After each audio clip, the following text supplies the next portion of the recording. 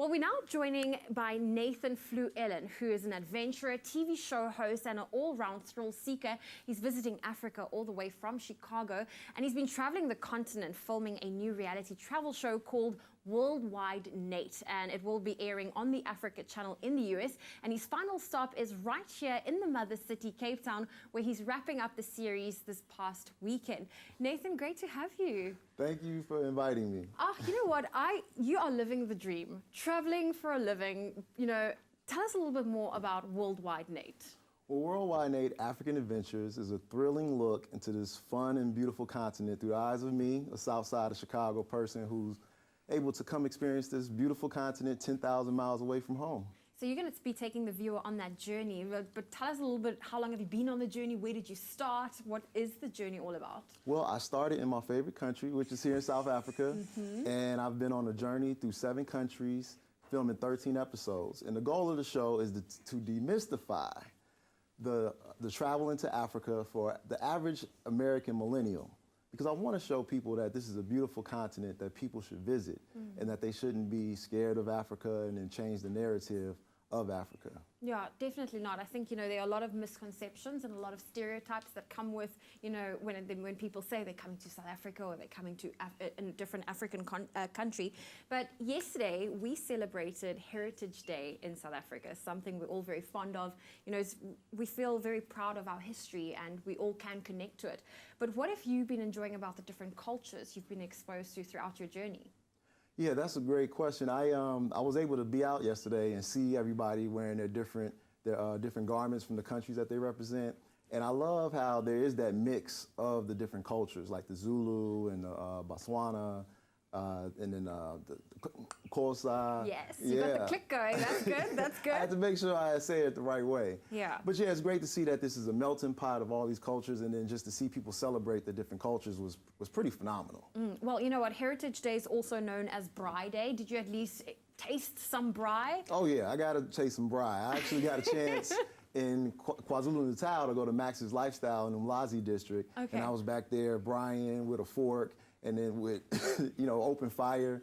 And it was so hot, I think my hand got a tan. Yeah, you have to be careful. I think there's a little bit of I know there's a technique, you know, when the fire is ready is when you can hold your hand for a few seconds above the coals. Yeah, you gotta. Is that something you're gonna be, you know, taking the braai back to Chicago? Because you guys have your barbecue. Yeah, we had a barbecue, but I like the braai style better, I gotta be honest, because, you know, ours is with the closed grill, and the braai is the open flame, so you get to see the meat cooking and see the juices flowing off the meat and the gristle just cooking. It's just, I really like what I'm learning from the South Africans here. Okay, and I have to ask you, you know, you said this is a 13-part episode. What was your favorite, without giving too much away, in terms of, you know, was it perhaps a certain activity or person you met that we can look out to?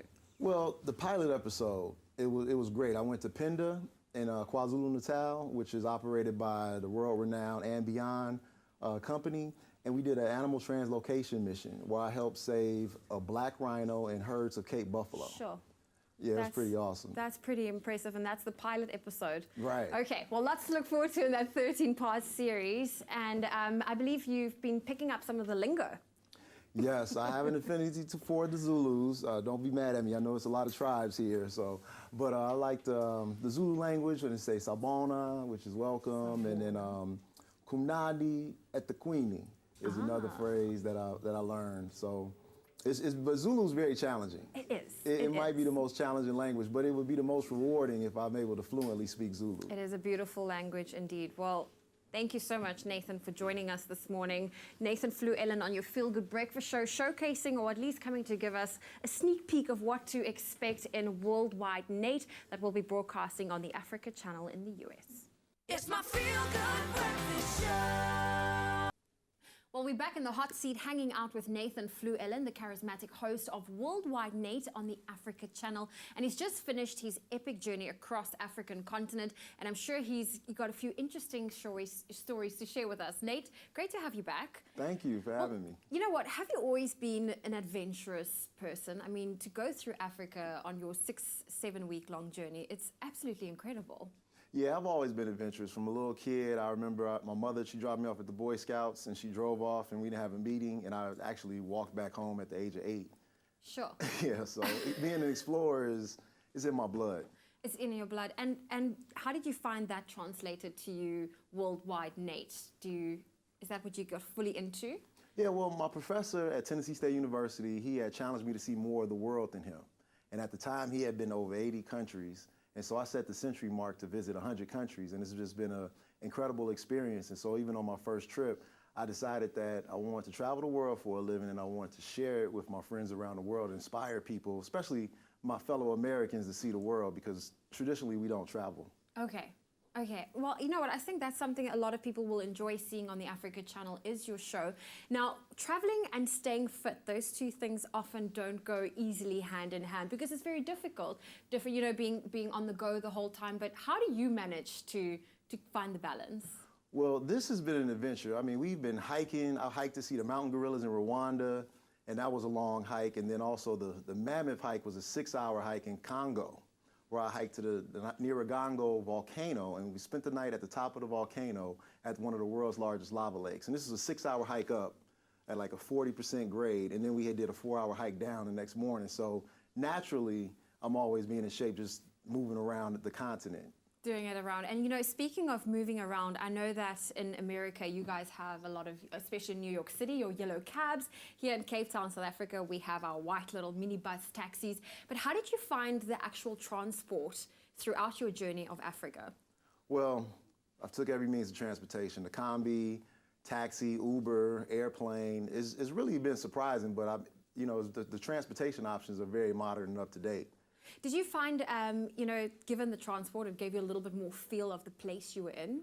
Yeah, especially during the combis, because it's like you could just hop in and out and you get to hear the sounds. I would always stick my head out the window and just Instagram stories, traveling to each destination and just showing people like this is what the topography looks like, or the buildings, or the people, or just being fascinated by being in Kigali, where there's just, on a corner, there's just herds of motorcycles that provide transport up and down the hills. So every country has its own little unique style of transportation, and you go to those places and you're like, oh wow, this is pretty cool. And it's just all those different African colors, and then the sounds, and it's a beautiful chaos, but it's like an orchestra of the melody that you hear when you're traveling around. Yes, no, I love that. I really love how you explained that. And you were saying earlier that you did, a 6-hour hike up. What was the most adrenaline-filled activity you managed to do while filming Worldwide Nate? Wow. Well, I'm gonna tell you, it was in Zambia, bungee jumping off the Victoria Falls Bridge. I did the bungee jump, yeah, and then I did the bungee swing. Both were pretty intense. So then at the bottom, when the rope catches you, I'm just hanging down, and below me is the Zambezi River, and I'm just like, thank God this rope is strong. Now get me back up, please. Yes, get you back up there. And was there ever a time during your travels or during this adventure you felt like, you know what, I'm way in over my head? Did you ever get overwhelmed with anything?